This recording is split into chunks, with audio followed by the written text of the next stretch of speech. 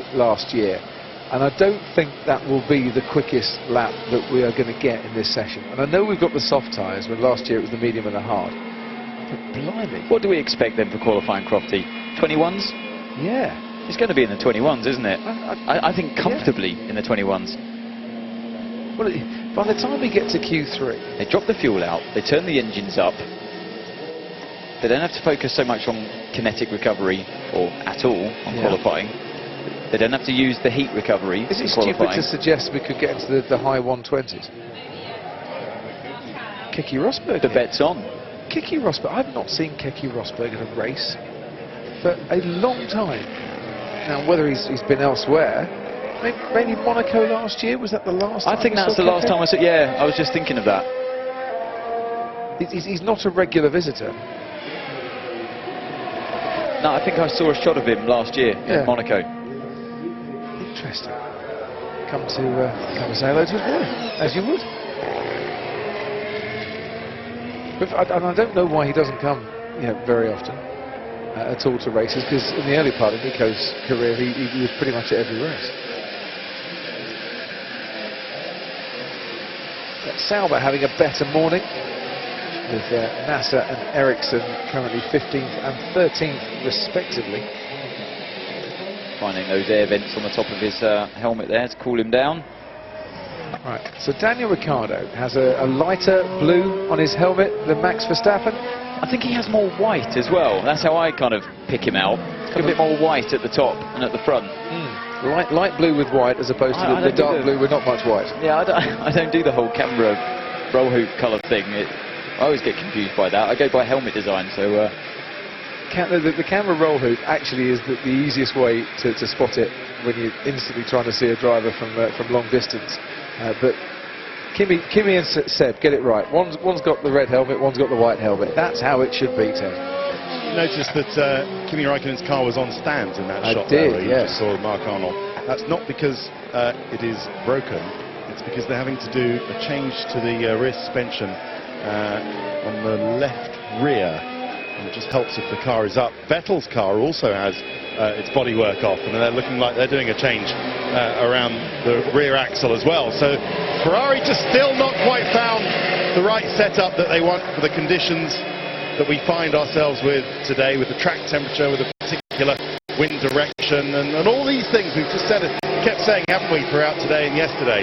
They just do make a difference around this circuit, because the basic setup they know so well.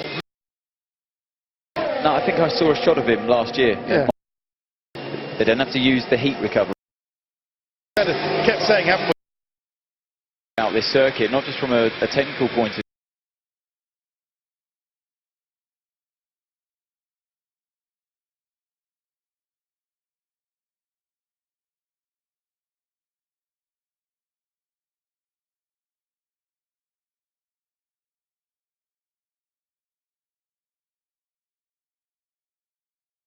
Kind of weird turnaround.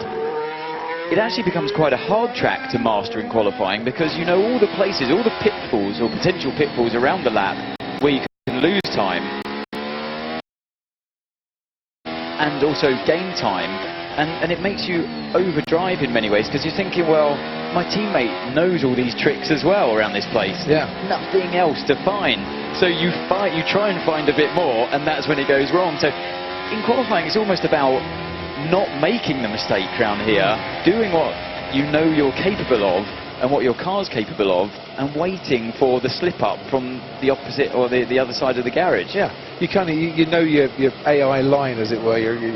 Exactly. From the computer game, and you just got to follow that green light. Most of the time you go to the different circuits around the world, and you're kind of playing catch up all the time. You're never confident that you've had enough time on the circuit, whereas this one, you know it before you even get out. You know what you have to do before you go out there. Whether you can do it or not is a different story, but at least you know where you can, or you know where you should or shouldn't try and make up the time. And it's exactly the same with the car as well. So yeah, it's a really good point there by Ted. Carlos Sainz still in the garage, or back in the garage, I should say. Came 9th here last year. Toro Rosso's best ever result in Spain. started 5th on the grid, went backwards just a little bit. Kind of looking through, I didn't realise Toro Rosso hadn't had a top 8 finish. And this is a very much cruise mode for Nico Rosberg at the moment. And he's on a set of soft tyres that have been unwrapped from their lovely, warm, comfy blankets for the first time ever. So he is... I know he's not the only person on the track, because Rio Haryanto's out there as well, but Haryanto's going around turn 12. And Lewis Hamilton's on his way, he's just come out the garage. And Rosberg going incredibly slowly there. Yeah. I mean, they're slow, and then, you know, they're really looking after your tyres or whatever he's going through, maybe changing some modes on the steering wheel, but that, to me, that doesn't look like he's just easing the tyres in. It's very slow. I can see him.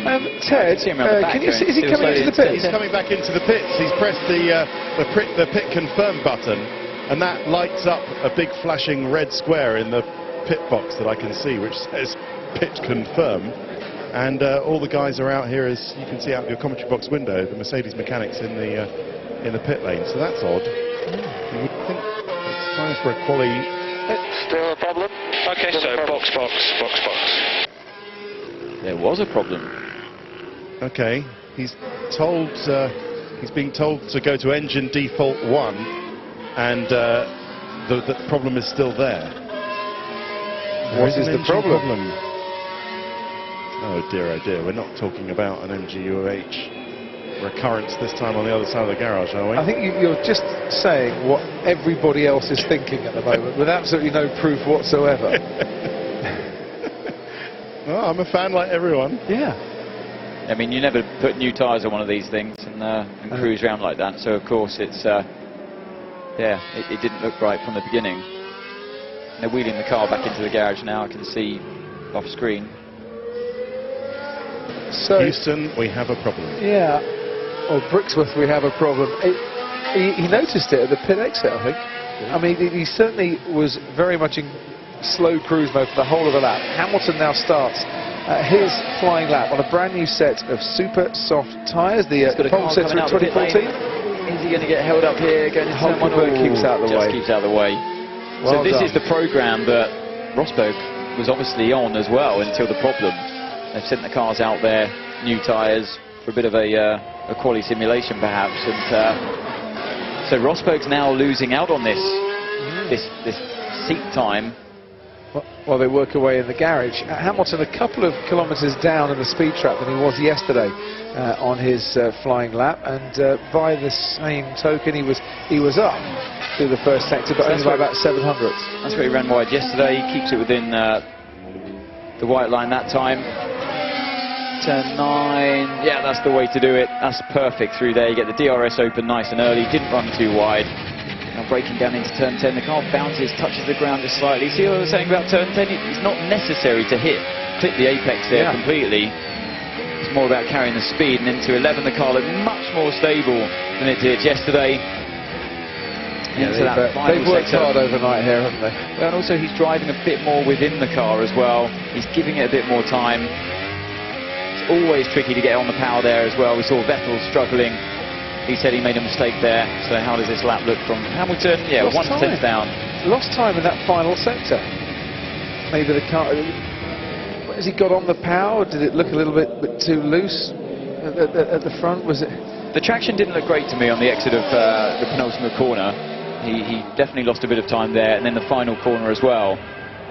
The rear looked a bit loose, pretty much similar to Sebastian Vettel's efforts around the final 2 corners at least. He got turn 14 right. Let's just go to, I mentioned Rosberg knew he had a problem at the pit lane exit. Let's have a listen to the sound.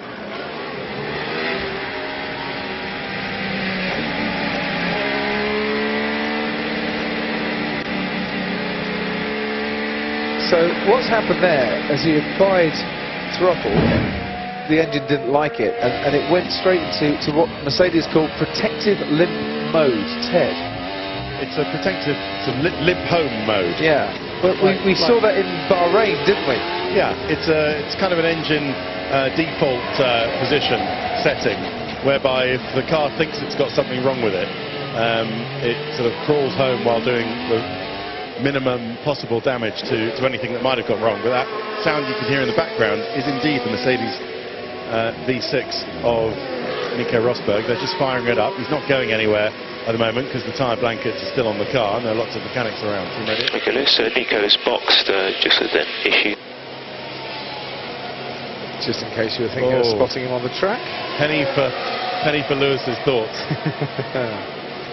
About time too, you probably think. Brand new ICE for Nico Rosberg, internal combustion engine, and a brand new MGU-K as well. It might be, but the same MGU-H. Yes.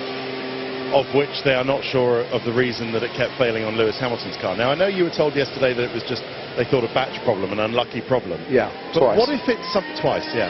But what if it is something about, because when these things have happened, they've all been just prior to a hot lap, haven't they? So what if it's something about a setting that they put the car into, just to, you know, full beam setting, and that somehow trips something or makes something fail? Just a thought. I know it wouldn't be, and I'm sure they've discounted this because goodness knows they're cleverer than I am. But wouldn't that have happened elsewhere? You know, it's happened to Lewis twice, so wouldn't it have happened else to another car running exactly the same bit of kit? Sure, but there is just a common factor, isn't there, that it has happened just before a properly hot lap in both cases, and if we're to assume, well, no, there's no point assuming that. I was just going to say before Rosberg's going out for a hot lap, but we don't know if it's happened again, so I won't pursue that train of thought. I know it's what a lot of us are thinking out there. Well, exactly. We'll see. It might be nothing. We're still in the garage though, as I think Hamilton coming in at the end of his latest run, and he is second fastest by 1/10 of a second to Nico Rosberg. So even with Rosberg's problem there, and Lewis couldn't go any faster, or didn't go any faster. No, well, he was fastest in the first and second sectors, and then, like we assumed at the time, lost it in the final sector, so Rosberg still hangs on to that purple sector, fastest one overall in the final one. Bottas crosses the line to go P4. He had a pretty strong first sector, Bottas, only 2/10 away from, or not even 2/10 away from Rosberg's, or Hamilton's fastest. So clearly losing time as well in the final sector, as Rosberg is back out. Yeah. So whatever the problem was, it wasn't terminal. Well, it was easily diagnosable, shall we say, because they wouldn't have sent him out otherwise. On board with Felipe Massa, who's put in a 22.9 and a 31.8 for the first two sectors. So let's have a look at this last section that seems to be catching out the drivers. He gets on the powers. You can see there he didn't have to correct the car anywhere near as much as, say, Vettel and Hamilton had to. It's a P8 for him. But yeah, Bottas clearly looks like he's had the upper hand so far this weekend. In general, as what's Lewis done in turn one. So that's the third time we've seen him do that this weekend so far. And twice yesterday. It's also a great example of why there are speed bumps down there, and how it manages to slow the drivers down, and how they should put something like that on the outside of the first turn. It's funny in Russia, because it's not quite enough of a deterrent for, say, like a GT car or whatever, the other series that will race around this circuit, but for Formula 1 it certainly is, and that's why you're seeing drivers not just simply driving straight over them and carrying on. You know, they have to pick their way through them. It's I feel it's something that is missing at a circuit like Sochi, for example, that would clear all of these problems that we had, drivers running wide in turn one on the first, or turn two on the first lap in the race, and avoiding what's going on in front of them, taking the easy way out. Kimi's had a really good first sector, best overall, gets past Carlos Sainz, and now has a lot of trouble ahead of him. And he's lost a little bit of time in the middle sector, and I dare say he's lost even more time now, although picking up a decent toe behind the Manor, and goes third fastest once again, but is still a second off Rosberg's pace. So Ferrari yesterday in FP2, they're 2.5 tenths behind. Well, Mercedes have found 7.5 tenths so far this morning. Yeah, that wasn't the cleanest of laps in terms of traffic for Raikkonen there, who has been quick, like you say, Crofty. This well, it was quick all day yesterday. First sector, certainly. Yeah, and yeah, so I think looking at that, he probably lost around about 3 tenths in the traffic. Sensor problem, Anthony. Sensor problem on Nico Rosberg's Mercedes. fixable fixed, problem all then. sorted, now running normally. Phew. But you see how these problems can strike at any time. Nobody's safe out there. Get rid of the sensors. Bring back the throttle cable. Sensors, blue flags, tarmac runoff areas. No place for them. Hamilton into the pits. I think he is out of the car and his work is done for the morning. His teammates got a flying lap to do now on tyres that, well, he's done one cruise and crawl around the track road, hasn't he? So Ricciardo lays down the gauntlet for Verstappen, who betters him. Well, well, well. Less than a tenth of a second between them, but it is in Verstappen's favour this morning. Interesting. Daniel Ricciardo, welcome to your new teammate. Wow. And for Daniel Ricciardo fans, you're pretty much welcome to his new teammate. Did he make a mistake? What's happened here down at turn 9? Got a bit right wide. up to, oh yes, that's wide. He would have lost time there. See how that curve on the left-hand side, the red one's got that hump to it, and it's where it's sort of chopped off at the top by the plank rubbing over it. That's where the car gets momentarily beeped and you can't get on the power. So yeah, he would have lost a bit.